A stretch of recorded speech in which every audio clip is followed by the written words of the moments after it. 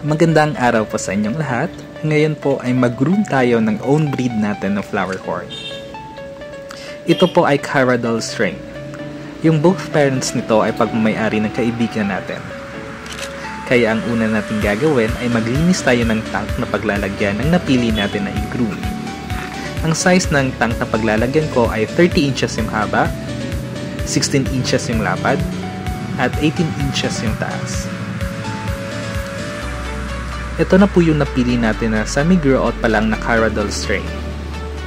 Ano nga ba ang mga qualities sa pagpili ng semi-grow-out or grow-out na i-groom? Una, maganda yung plums. Matingkad at maganda ang pattern ng pearls nila sa katawan.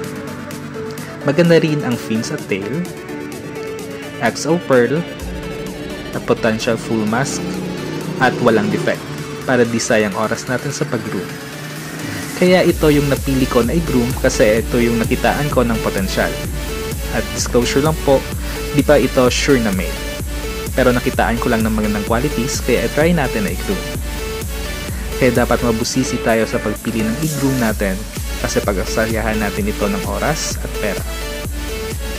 Sa pagkain naman, Okiko pellets lang gagamitin ko. Tapos, weekends, Saturday and Sunday, live foods. Bloodworms or frozen bloodworms, pwede natin ipakain kung meron tayo pagkukunan. Okay rin gumamit ng mga liquid enhancers na binibenta sa market.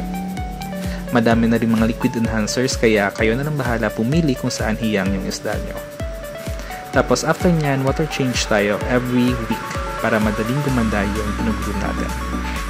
Kaya tara, ilalagay na po natin ang flower horn sa tank na nalinisan natin kanina. 40% water change lang ang ginawa ko at pinuskus ko lang yung lumot or green algae sa harapan. Kasi nakakatulog rin minsan yung lumot para madaling lumabas yung kulay ng isa natin. Basta i-maintain lang.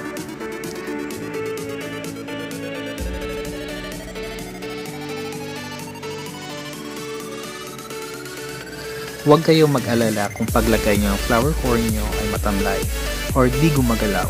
Normal lang yan kasi maninibago talaga sila sa new tank at kaya stress sila.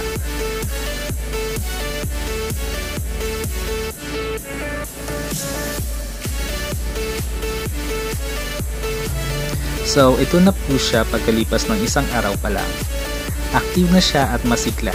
Makikita rin natin na magandang forma niya, balance yung katawan at maganda ang pattern ng pearls. Sana pala rin tayo at mapaganda pa natin ito. Yung parents nito ay nasa hulihan ng ating video.